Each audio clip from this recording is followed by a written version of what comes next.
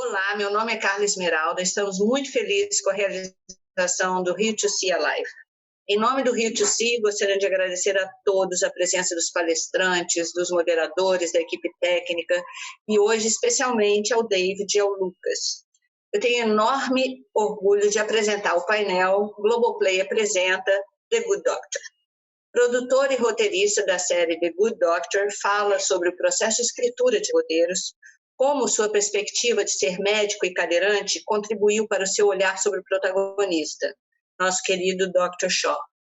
E conversa com Lucas Paraizo, roteirista e redator final de Sob Pressão, sobre narrativas médicas, criadas, ambientadas e realizadas em sistemas de saúde tão diferentes entre o público e o privado. Eu gostaria de dizer que esse painel pode ter a legenda ativada diretamente aqui no canal. Vocês podem ativar a legenda e escolher o idioma. Os palestrantes vão falar em inglês. Lucas, vamos iniciar o painel? Vamos nessa, Carla. Obrigado. First of all, I'd like to thank Rio2C, Carla, and all his team. It's an honor to be here. Thank you, David, for this conversation. I'm a very big fan of The Good Doctor. I hope you are all in good health in these crazy times we are living in. And first of all, I'd like to introduce David. David, please correct me if I'm wrong.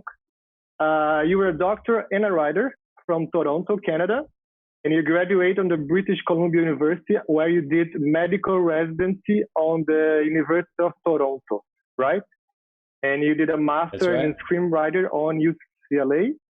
And as a writer, you participate on the Disney writing program. And after that, you were staff writer on shows like Blood Oil, Pure Genius, and now you're currently writing The Good Doctor, right? That's right.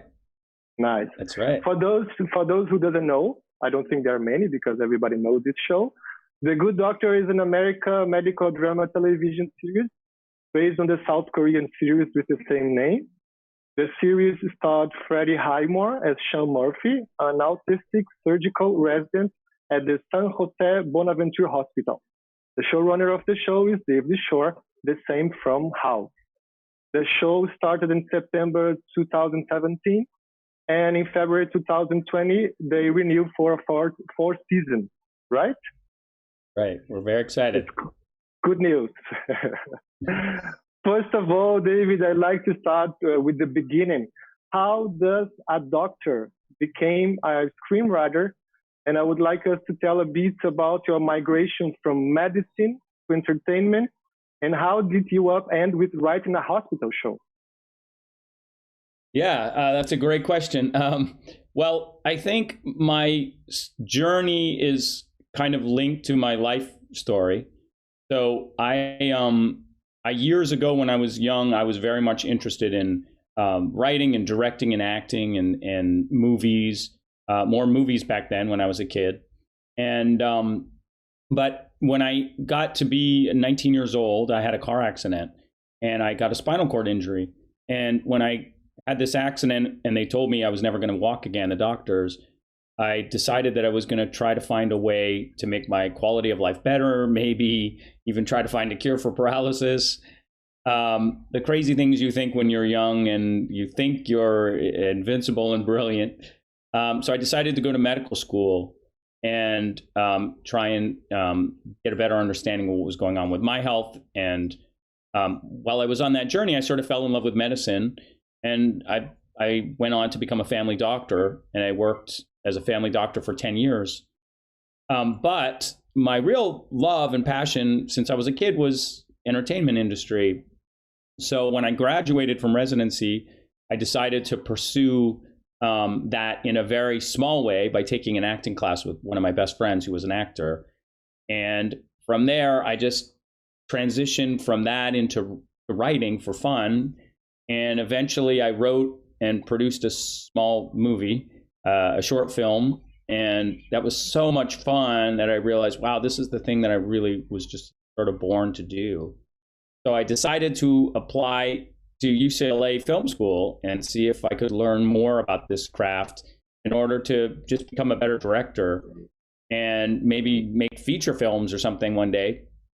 And that slowly, over the 2 years that I was in film school, and then after the 2 years after that, when I was honing my craft, I started getting drawn to television, which was doing just amazing. The most compelling storytelling seemed to be happening on television, at least the stuff that was appealing to me. And then, I think it's really important. A really important lesson for everybody who wants to be a writer is to take the things that you're good at, the things that you can really genuinely lend your voice to, and try and convert those into stories that people can relate to and that can invite people into your life and your world, but also that can have some kind of universal way to reach people. And for me, I was a doctor and I knew a lot about medicine. I had a lot of real human experiences dealing with patients. And those stories became the stories that I was really compelled to tell. So I started writing medical pilots just to start to feel if I could really work in the television medical world. And that medical pilot that I wrote is what eventually got me into the Disney program. And from there, my story by my credits on IMDb. Nice. I would like to talk about an answer you gave to Variety magazine in 2018 that climbed my attention a lot. You said that The Good Doctor is a story about autism, but in my mind, your words, it's about a disabled character. Autistic, blind, deaf, wheelchair users, whatever. We are all part of this big community of people who are struggling to have our stories told. And not just told, but told in an authentic way. Can you talk more about that and how your personal experience interfere in your work and your writing?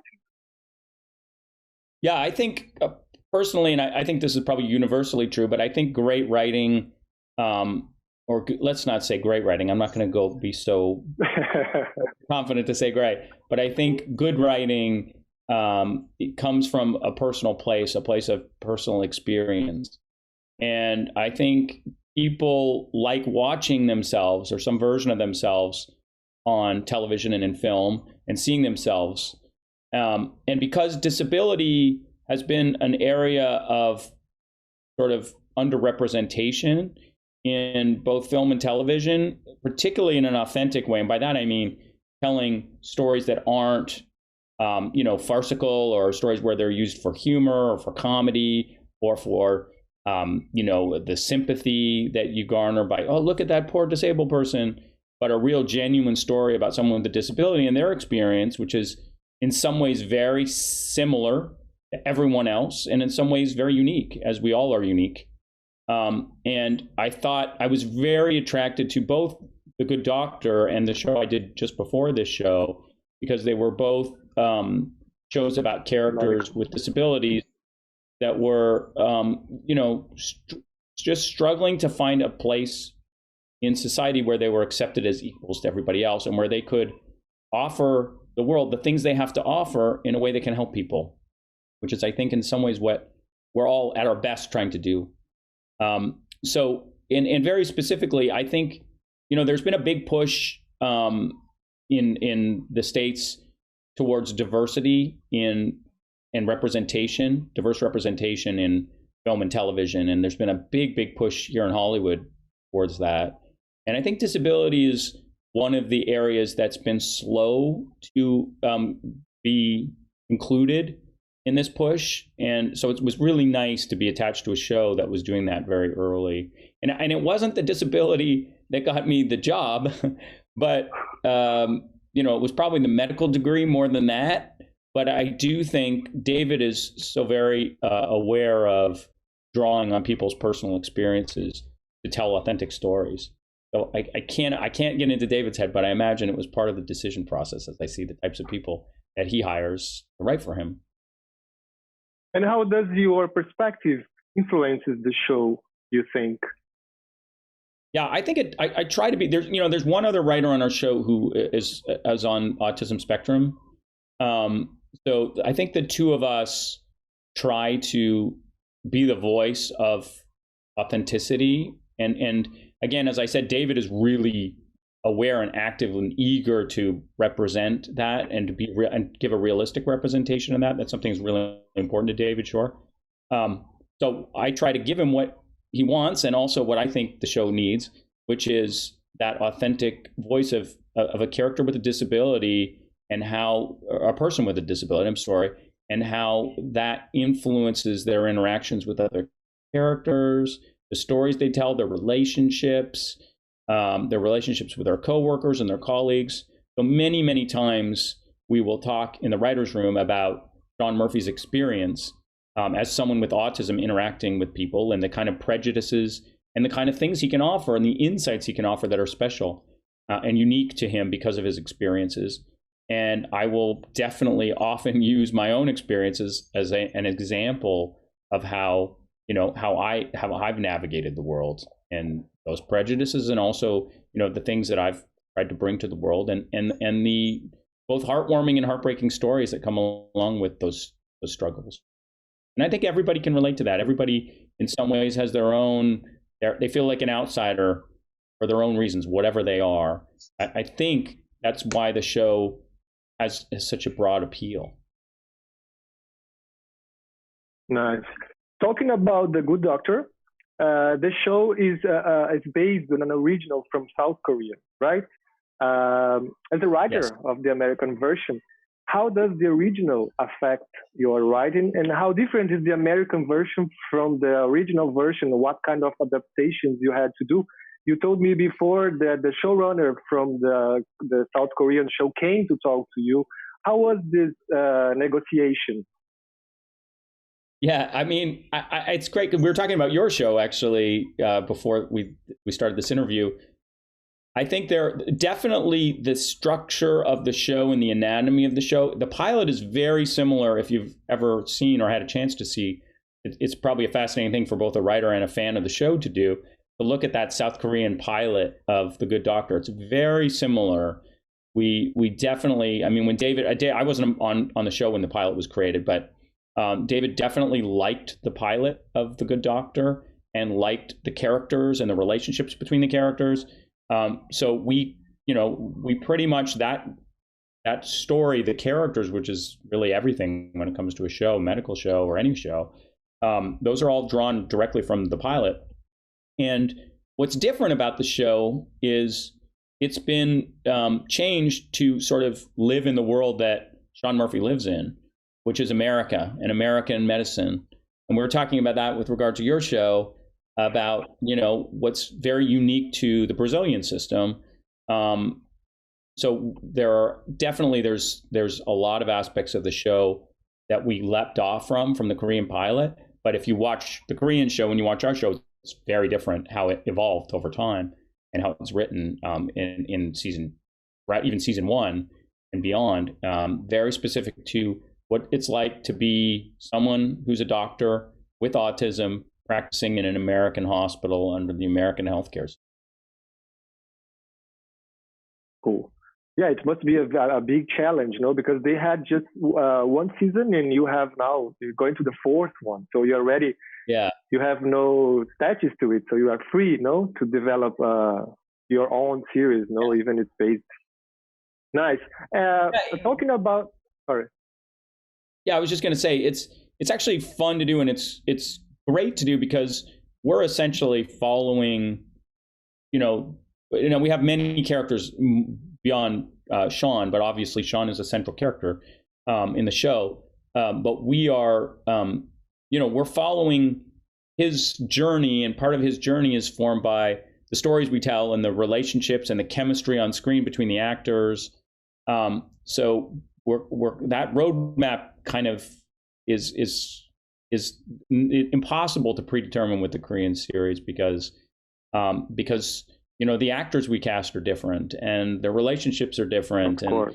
And Aaron Glassman, who's Sean's mentor, played by Richard Schiff, is such an amazing, talented actor and so wonderful to watch on screen that he's become just a big part of the show. And the things that happened to him influence Sean. When he got cancer, that influenced how Sean's journey and changed Sean as a person in a way that has pushed the show in a different direction that we will never reverse course from, or at least we don't plan to reverse course from, because when someone you really care about gets cancer, that fundamentally changes who your you are. Perspective. Yeah, of course.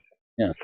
Talking about hospital shows, TV and players all around the world, they all have their hospital shows. Hospital shows is a genre very popular in the world, no?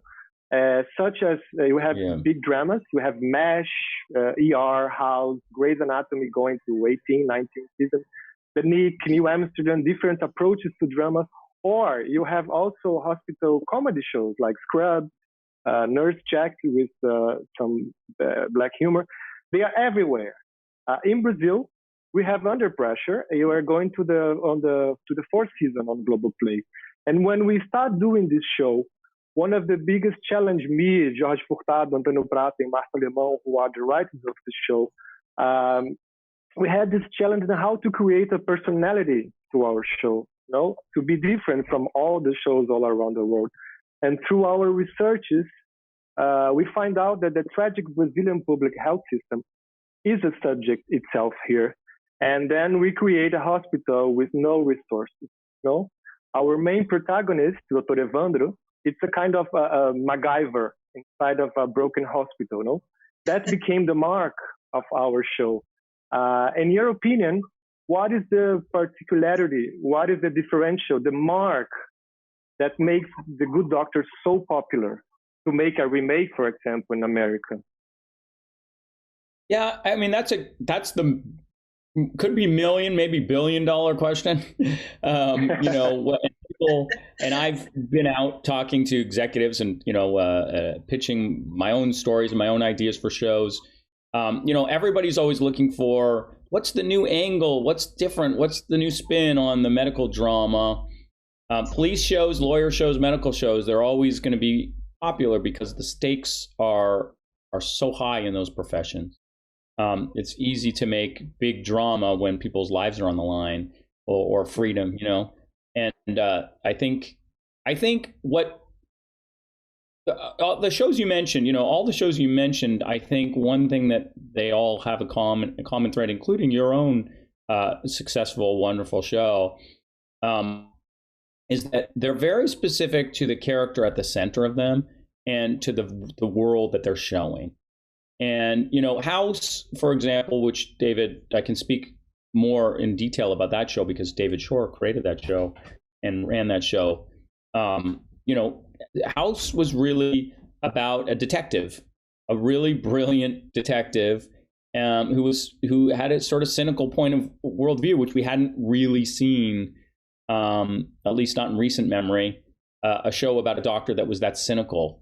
Most medical shows had lived in the world of these are really caring doctors who are just struggling to take care of people in a system that's overburdened. That's a very typical story for a medical show that we've seen. Whereas House was kind of a guy who didn't really like people, but liked puzzles. And I think that's what the show that you created, I think, is so amazingly specific to Brazil that I think that I'm fascinated by that. I think that's the specificity of that, the world that show exists in is so specific to that world. And I think for us, we wanted to explore, I say we, the collective we, the writer's room, but particularly David, what it was like for a character with social barriers, social problems, to work and problems expressing empathy. Maybe he can feel empathy, but can he express it to other people who really need it? How does that person navigate the medical world where your job is to show people kindness and empathy and caring? And that's a challenge for Sean. And I think we all feel sometimes challenged showing empathy and showing our caring and how do we all in our family life, with our children, with our parents, with our friends. So I think it's a struggle that we can all relate to. And it's just magnified in this really big way because this character has, autism. It's a really big challenge, but a challenge I think we all can relate to. And then we build the show around that experience.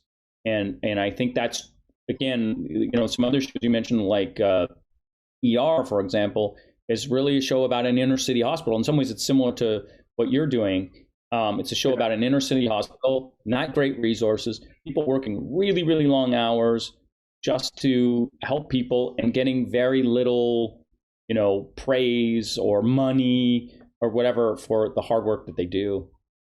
So I don't know that there's a magic formula that one could follow to create the show, but I do think if you can latch on to something that's really interesting to you and something that you really are moved and emotionally compelled by and build your world around that, I think you're on the way. Yeah, cool. And talking about credibility, I'd like to talk about a very similitude on The Good Doctor, no? How faithful is the show to the medical reality? Because here in Brazil, in Under Pressure, we have Dr. Márcio Maranhão, who is the heart of the show. Our show is based on his book that became a film and that became a TV series. So this guy is always with me. I love and I hate him at the same time, as I always tell this to him, because it's very difficult, because sometimes dramaturgy needs to change reality a little bit, no? And how much your dramaturgy can change to make a story more emotional, for example. When you are creating an episode, breaking a story, in a struggle between the doctor in you and the writer in you, who wins? What about this dilemma that you face every day as doctor and writer? Yeah, I think the writer always wins, but I will have a caveat. Thank God. At least they don't do that. Yeah, and I'm a doctor too, so I've got the struggle is bigger than me. Yeah. I do think I'm going to quote Dave Shore because I think that's a really important point. One thing we always cheat in most episodes, almost every single episode, but most episodes, is we cheat time. And that's done in every genre of television. And like if you watch a legal show, it takes a long time for a legal trial to happen, but it happens in one 43-minute episode of every legal show. A cop solving a crime. I mean, how long does it take to solve a crime? Happens in one episode. So we compress time in medicine, and that's I think the biggest liberty that we take on the show. Where things are happening way faster than they do in real life, but real life is slow and boring. Otherwise we just set up a camera in the hospital. So, we're definitely compressing time. David, it's really important to David that things are as real as they can possibly be without getting in the way of story. And I feel exactly the same about that, because I think the most important thing we do as writers is not accurately reflect medicine. I think the most important thing we do is try to accurately reflect human suffering and human challenges and the ability to overcome challenges. We're a hopeful show. The spirit of hope is really important for us to show, and how people deal with the struggles of being sick and trying to get better and trying to care for people and trying to care for their families and trying to balance their struggles in their personal life with their professional responsibilities. Those, to me personally, are far more important to get right than the medicine. Now, the medicine, we try to be pretty accurate. We have myself, I'm a medical doctor, and I'm sort of vetting all the stuff in the scripts and trying to make it authentic and real. We also have a medical consultant that works for us, who's a surgeon named Orrin Gottfried, who, and you'll see his name in the credits of all the episodes, who is also helping us to break all these stories and bringing medical cases to us and interesting surgical stories. We're a surgical show, so we're always hungry for new and interesting surgical cases.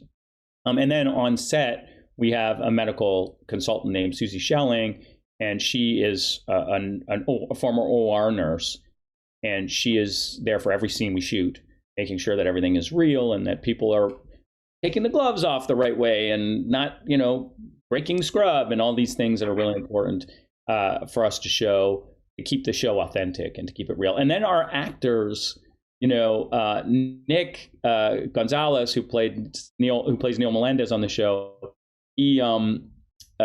his brother was a doctor, a surgeon, a general surgeon. So he was always calling his brother and saying, how do we do this? And Hill Harper is another one who early on in the show used to talk to me about the different techniques and how do I say this word properly? So we have layers and layers of people who are trying to make sure that we stay as authentic and real as we can. But, never let reality get in the way of a good story. Yeah, we do have also this consultant, and then sometimes when we don't know something in the script, we put the name of the character and pass me the hashtag. Hashtag is the symbol of something medical that I don't know the name, but I need something in here. So we have this joke, this private joke on the room. I get scripts from other writers sometimes, and it just says the dialogue, doctor passes him the medical.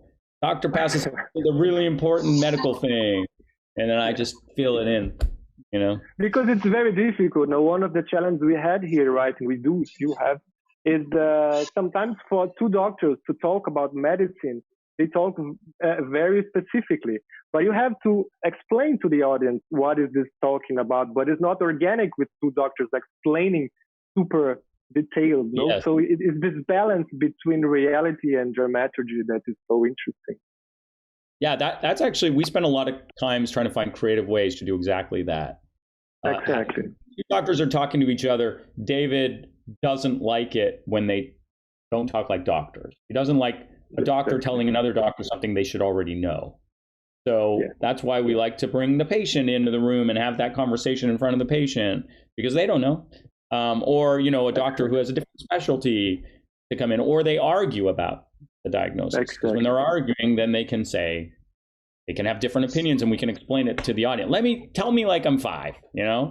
So these are fun little tactics, but we're always looking for that. They are the audience, or the patients are the audience in somehow. In That's the show, right. Yeah, they're our best, they're our favorite excuse. Yes. And how do you get inspired? Like, you are a doctor, you've been 10 years inside of a hospital, no? But how the team and also you, like, renewing your ideas, how do you guys get inspired writing the case? And do you have some research? You already explained that you have a doctor in the room and on the set, but how those cases come to your mind and to all the team's mind? They come in different ways. So I'll usually draw on cases that I've had in my life. And I've written 6 episodes, I think now. So I'll usually draw in my own cases that I've had, at least as I've never taken a real patient story, but I'll take the idea of the medicine of that case. We have also, writer's assistants who are doing these journals where Adam and Milena are doing these journals where they will find medical cases for us that they've read about in the news.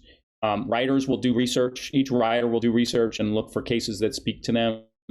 We're often looking for either a really cool medical procedure or story, something big that's like, we did the conjoined twins, or the big 200-pound tumor, the piggyback heart transplant, where we put 2 hearts in somebody.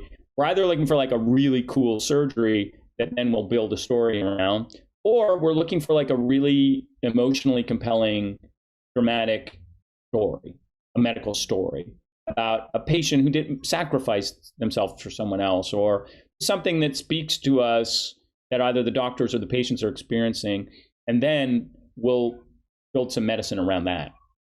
So they kind of come to us either from and then our medical consultant, who's a surgeon, neurosurgeon, Oren, he just brings in volumes and volumes of interesting surgical cases that we can kind of sift through and go, oh, this is like a cool case that I can see a story in. The medical cases are important and they're vital to the show, but they're really not a story. As you know, the medical case is just the stuff that the story hangs on. You really, until you have a character that's interesting, you don't really have a story. Yeah. The drama, the disease is not the problem. The drama is the problem. No, it's the drama is that's the real work. Right. Yeah. If you watch your show, my show, Grey's Anatomy, ER, you understand that. House, you'll probably see the same cancer in every show many times. Exactly. What distinguishes them is the characters. Yeah, and even in our own show, sometimes I have to repeat, for example, transplant.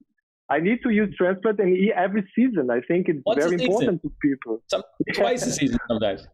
Yeah, exactly. And talking about creative process, that's something that's interesting me a lot. I've been a teacher for 10 years. I wrote a book about script, And for people who doesn't know, the writer's room, or as we say in Brazil, sala de roteiro, is the place where the writers of a TV show sit and break the story, right? It means create the outlines of the season, break each episode, write the drafts, and then those drafts are discussed by the entire room and then sent to network for notes and later production. In a TV series, depends on the platform, you have a season with from 8 to 22 episodes. The Good Doctor is 20, around 20, right? Mm-hmm. Yeah. How many, I would like to make some particular questions about the writer's room and the way you work. Mm-hmm. How many writers work on the writer's room of The Good Doctor? Where does those people come professionally? You said you are a doctor, you are a doctor. There's people from other professions. They are all writers, or they come from other areas. And how important, to talk a little bit about studying information, how important is to study film or some kind of art to write shows? Mm-hmm. A lot of questions in one. Yeah. Let me take them all in turn. As far as the number of writers, I've been there since season 1. In season 1, we had 9 writers. And then in season 2, we had 11 writers. And Freddie Highmore came to the writer's room, and he wrote an episode with us at the beginning of the season. So we had 12, including Freddie. Season 3, we had 12 writers. And now season 4, I think we have 12 again, because we just started season 4. If you love the show, that'll be good news for you to hear. So that, as far as the number, that's how many we have. We have writers of all levels. So, writers have different levels depending on their experience. So we have lots of writers, everything up to, I'm a producer level writer. I started off as a story editor, which is like a lower level, second level writer. And who they are, they come from all walks of life. And I think any good writer's room will have people who represent every character on the show in the writer's room in some form. So we have a lot of people on our show that have some connection to autism. Either they have, a relative with autism, or we have, as I said, we have one writer who's on the spectrum himself. We have, I'm a medical doctor, obviously, for obvious reasons. We had a nurse for the first 2 seasons who was has been on other medical shows, Karen. We have a lot of lawyers in our writer's room. David Shore is a lawyer. We always seem to collect lawyers. I think if you really want to get a job on The Good Doctor, the best way to do it is be named David and be Canadian. We have 3 Davids on our show that are Canadian. 2 of those Davids are lawyers. One is David Shore, one is David Hazelton. They went to law school together. And then we have a lot of writers that came from House, because when something works really well, you want to keep that going. And they also are writers that work really well with David, since he worked with them for so many seasons on House. And then we have what we're really pushing, David has been pushing, and so has ABC and Sony, for diversity in the writer's room, to make sure we're representing every voice that we can on the show. So we have a lot of women in our writer's room. We have, I think, 6 of the 12 this season are women, so half. I think it's either 5 or 6. So that's the goal, and that has been the goal from season 1 from David, to have half the writer's room women. And then, we try to have all walks of life and represent everybody. The third part of your question, I can't remember. What was that? How important is to study to be a writer? Yeah, I think the most important place, what I will say in the writer's room is understanding story structure. The best way to do that is to watch a lot of TV, and not just watch it, but think about it while you're watching it. Think about the structure of what you're watching. I think we're all pretty good at understanding story structure, because we all watch so much television, at least Americans, and it sounds like Brazilians watch a lot of television too. So I think we all, and our audience also understands story structure. That's why we're always trying to get ahead of them, because in some ways our audience is often ahead of us nowadays, because they've watched so much television. So I think it's really important to watch the shows you love. If you want to be a writer, watch the shows you love, and why are you drawn to those shows and not other shows? That tells you a lot about the kind of writer you are and the kind of person you are. And I also think, authentic human relationships, that's the big thing you should be studying if you want to be a writer. How do people talk to each other in real life? How do people interact? How do people deal with their stress? How do people comfort each other? Those types of things. I think to be a study of the people around you is probably the most valuable. We often, and I'm sure you do this in your writer's room, we often talk about our personal experiences. Yeah. And next thing you know, we're watching an episode. And I'm like, oh my God, I can't believe I actually wrote that. Now everyone knows. Don't be friends with a writer. No, that is a lot of episodes because he might see ideas. Totally. And what kind of shows you like to watch? Like you're a fan of? Last but not least, which is important to talk nowadays, the biggest question I do to myself writing a hospital show is how do the coronavirus crisis change or even influence the way we write medical shows, both in themes, in conflicts, in approaches, or even regarding physical contact on the shootings, because the characters, at least, they can't kiss now, So how all this crisis affects your show, for example? Yeah, I mean, we've never lived in a time like this. It's been a long time, I don't think we've ever lived in a time like this because we have ways of reaching out and talk, like we're doing this amazing thing that we're doing right now. I mean, 30 years ago, we would never be able to do this. So there are some great technologies that we're using to help influence how we can keep the writer's room going. We're doing it exactly this way through Zoom.